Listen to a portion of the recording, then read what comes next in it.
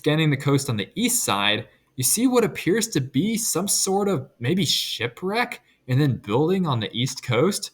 What is going on this island? So, on this channel, I've covered a lot of really remote, freezing cold islands in the Arctic, but for this video, I wanted to go somewhere a little more warm.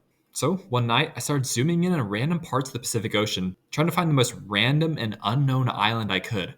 So, I settled for this area, which is known as the Phoenix Islands. This is a group of about 8 islands that belongs to Kiribati. Yes, it is pronounced that way. What caught my eye was when I was zooming in here, I saw this little island that was labeled Noriti, and when you zoom in closer, you see Nikumaroro Island. I thought, oh cool, a little atoll in the middle of the ocean. Let's see what else is around. I eventually came northeast of this island, and I found this little dot that stands all by itself. And on Google Maps, it just says McKean Island. But it's really hard to see what's going on here. I can't see any trees. There doesn't appear to be any buildings on it. The whole island is super bright as well. Let's switch to another map to see what we can see. So I switched to Map Carta, which shows this island a lot better. What first caught my eye were these weird structures. Are these old ruins of an abandoned fort or an abandoned village that was here hundreds of years ago? There's also some interesting looking structures down here. Let's see what else we can find on this place. Coming to the south part of the island, you have another one of those rectangular objects. Scanning the coast on the east side, you see what appears to be some sort of maybe shipwreck and then building on the east coast. What is going on this island? So let's do some research and find the lore behind this island and what this shipwreck is and what these abandoned structures are on the west coast. So just like what I did with McKean Island in my last video, I wanted to see what Google Maps had to say about it. So on the surface, there's not much information, but this place does have a lot of reviews, so maybe people have been here. Let's see what people are saying. This person says, great place to experience Southeastern Asian culture, great place with great local foods. The hotel was great with accommodations. Avoid the human-sized crabs. I don't see any hotels on this place. Gilbert says, it's a great place for an early grave. Jack says, not a great place to meet new people. Well, yeah. This guy says, the staff is not friendly. The hotel is weak. The only food to eat was fish. And when that wasn't there, we had to swim away from the hungry residents. Wow, so some pretty funny and good reviews on this place. But obviously they aren't serious. There's no hotel on this place. There's maybe human-sized crabs. So we'll have to look a little deeper than just Google reviews to find out what's going on here.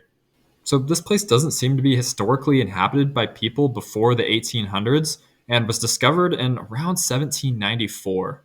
A few boats had come by the area, but no one really cared about this place. This place is completely treeless. This is like the exact nightmare situation for a survival island. If you wash up ashore on here, there's no fresh water. There's nothing really to help you survive, but there's a lot of birds. In fact, this is the largest nesting place for the frigate's bird in the entire world. And throughout the early 1800s, still no one cared about this place until 1859.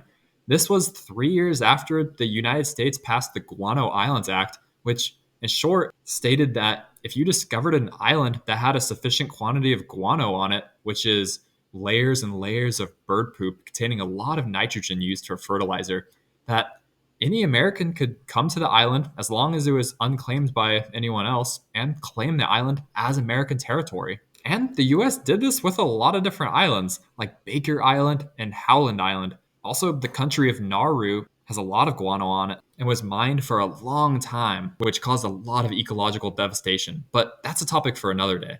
Shortly after guano was discovered here in 1859, camps were set up almost immediately to start mining the island. And that's why it kind of has this weird look in the middle of it. This is where a lot of the guano was mined. So maybe that gives us a clue.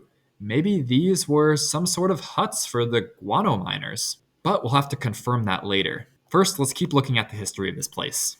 McKean Island was mined until about 1870, so about 11 years. And a lot of that guano went all the way over here to Connecticut, of all places. This guano was really effective for farmers and helped grow their crops at a lot higher rate because it is a really good fertilizer. But the problem is that guano does not last forever. It takes a long time to build up on islands. So once this place was completely mined out, it was basically forgotten about. I mean, you can barely even see this thing on a map. You gotta really zoom in before the name even comes up. Eventually, this island was given to Kiribati and is a nature reserve today and is very rarely visited. Another interesting thing about this area is it's roundabout where Amelia Earhart went missing. She took off from Papua New Guinea and wanted to reach Howland Island as a refueling stop. But because of a lot of errors in the radio communication at the time and other things going wrong, she ran out of gas around this area, close to McKean Island. But there's a lot of somewhat reliable stories about her possibly landing at this island called Gardner Island at the time, now known as Nikumaroro. But, anyways, back to McKean Island.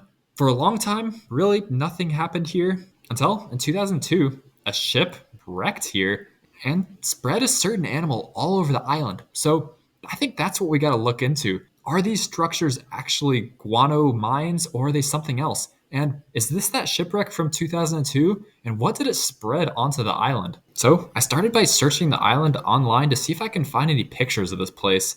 And if you come to Woods Hole Oceanographic Institution, you can actually find a lot of pictures of McKean Island. Here's one of them with two little cute birds just chilling there. And you can see kind of what the shrubbery of the island looks like too behind it. Here is that bird that I mentioned earlier, and apparently there's a lot of these things on that island. And here's some more of them just chilling on them here. Doesn't seem like there's much going on this place besides those birds. You can't see those structures from here. So let's look at some other websites. Here's another website that I'll have linked down in the description. But this person did an expedition through the Phoenix Islands, and they did make it to McKean Island. And this must be that shipwreck that's on the east coast of the island. So we'll have to investigate that a little further. And lo and behold, I finally came to this website, wrecksite.eu, that shows what seems to be that same ship with that little structure to the inside of the island. Let's double check on the maps. There's the ship, and there seems to be the structure. And it's leaned in that same way with two poles on top. And there are those poles there with the structure. So this is the ship, the MVF Chance of 2002 from South Korea. Looks like it was lost because it was ran aground. And the exact date isn't mentioned on here. And not much other information is even mentioned about this on this website, except down here in the history part. This was wrecked in 2002 and was a probable source of the Asian black rats on the island, which were successfully eradicated in 2008. So what's up with these rats? Why are they even bad on the island? So here's the website with the answer. So this guy, Dr. Ray Pierce, looks to have been trying to bring the island back to its natural form and get rid of the non-native rats on the place. And he confirms that that Korean fishing boat likely brought those rats that were just chilling on the boat. And when it shipwrecked, the rats came off and just chilled on the island. On some of these other Phoenix Islands, there was apparently rabbits and cats as well. And the bad thing about these animals is they destroyed a lot of the bird eggs through there. As I said earlier, this island is a huge nesting point for birds. And if a bunch of rats or cats or rabbits come on this island, there's basically nothing stopping those animals from eating all of the bird eggs and just completely destroying the area. So in 2008, they finally had an effort to remove all the rats, and they seem to be successful, and this island is slowly coming back to what it was. But now I want to figure out what these objects are, if this is really some guano mine or if it's something else. So I came to the website that seems to know a lot about these Phoenix Islands, the International Group for Historic Aircraft Recovery. And as I mentioned earlier, this group really loves this area because of the search for Amelia Earhart's Electra plane. And in this long article by Dr. Thomas King, they go through the entire history of the island, as well as some of the findings and detailed views of those structures. Here's one of those pictures, and this is pretty much what we see right here. Looks like there was an aluminum pipe found, rechargeable propane bottles, some metal detector hits around here, ferrous spike rings, wall stubs. So nothing really concrete here, mostly just really leftover stuff. There's also more detailed pictures on some of this other stuff, but it really just describes it as a little square. So yes, these structures are the remains of a guano mining operation, likely from the 1850s to 1860s when this island was mined. And keep in mind, this would have not been a fun place to work at all. The conditions for these guano mines were absolutely horrendous. They didn't use ethical practices whatsoever on getting the guano. And the living conditions on this hot, remote, uninhabited island with no fresh water would have just been horrible. So be glad you don't live in the 1860s. I'm still left wondering what this other structure on the west side of this ship was that was standing out there, but I couldn't find any answers online. So if you guys have any idea, let me know in the comments. If you like this video, you'll probably like this video in the bottom left corner. Thanks for watching.